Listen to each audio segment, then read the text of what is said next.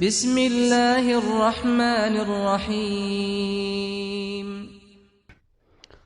اعوذ باللہ من الشیطان الرجیم بسم اللہ الرحمن الرحیم الحمد لأہلہ والصلاة علی اہلہا اما بعد فقد قال اللہ تبارک و تعالی فی محکم کتابہ الکریم بسم اللہ الرحمن الرحیم فاسألوا اہل الذکر۔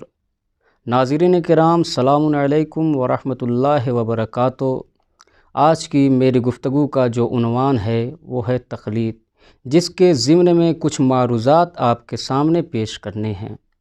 اس میں متعدد سوالات ہمارے سامنے آتے ہیں، جس میں پہلا سوال یہ ہوتا ہے کہ تقلید کہتے کسے ہیں۔ دوسرا سوال یہ ہوتا ہے کہ کن کن چیزوں میں تقلید ہونی چاہیے۔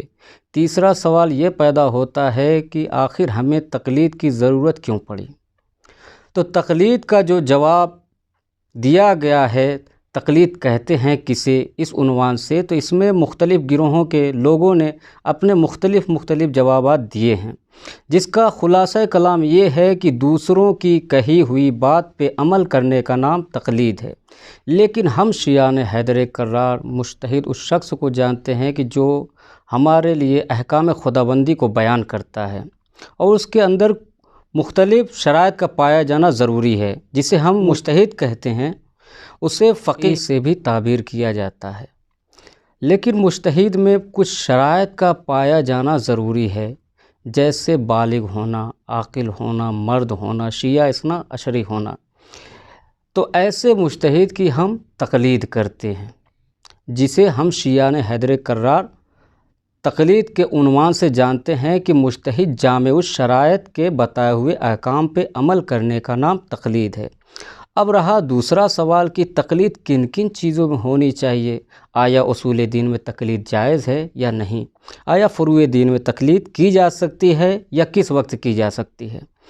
تو علماء کرام نے اصول دین میں تقلید کو ناجائز شمار کیا ہے، یعنی حرام ہے کہ آپ اصول دین میں تقلید نہیں کر سکتے۔ کیوں؟ اس لیے کہ خداوند عالم نے انسان کو اس اعتبار سے خلق کیا ہے کہ وہ خدا کو جانے۔ اس کی فطرت میں ایسی چیز ڈالی ہے کہ وہ ان سب چیزوں کو بغیر تقلید کے جان سکتا ہے، اور اصول دین میں وہ ساری چیزیں ہیں جیسے توحید ہے، عدل ہے، نبوت ہے، امامت ہے اور قیامت ہے، جن کا جاننا ہر مسلمان کے لیے لازم و ضروری ہے۔ اس میں تقلید کی ضرورت نہیں بلکہ تحقیق کی ضرورت ہے۔ جیسے جیسے اس کی تحقیق میں اضافہ ہوگا، وہ کمال کی منزلوں کو طے کرتا ہوا آگے بڑھ جائے گا۔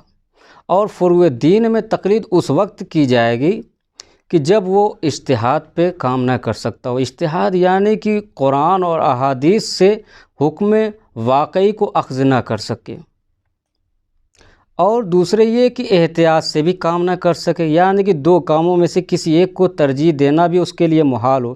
جب ان دو مرحلوں سے گزرنا اس کے لیے محال ہے تو ایسی صورت میں وہ تقلید سے کام لے گا، یعنی مجتہد جامع الشرائط کے بتائے ہوئے احکام پہ عمل کرے گا۔ اب رہا تیسرا سوال کہ تقلید کی ضرورت کیوں پڑی۔ یعنی کہ انسان جب کسی شے کے بارے میں نہیں جانتا ہے، اسے چاہیے کہ اسے پوچھے، جیسا کہ ارشاد رب العزت ہو رہا ہے فاسألوا اہل الذکر، کہ اہل ذکر سے سوال کرو۔ جس چیز کے بارے میں تمہیں معلوم نہیں، علم نہیں، اسے چاہیے کہ آپ اہل ذکر سے سوال کرو۔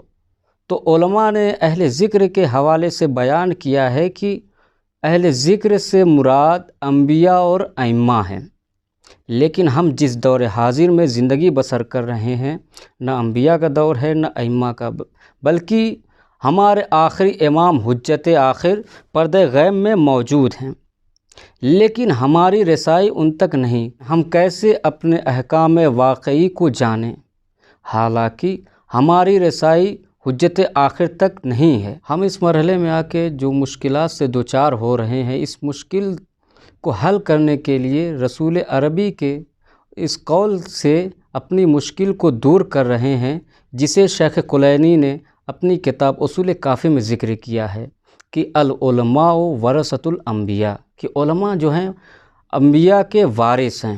اب ہماری ذمہ داری یہ ہوتی ہے کہ ہم اپنی مشکلات کو علماء سے بیان کریں، اور علماء کی ذمہ داری یہ بنتی ہے کہ عوام کے اندر، امت کے اندر جو مشکل آ رہی ہے اس کو دور کریں۔ وآخر الدعوانا ان الحمد للہ رب العالمین۔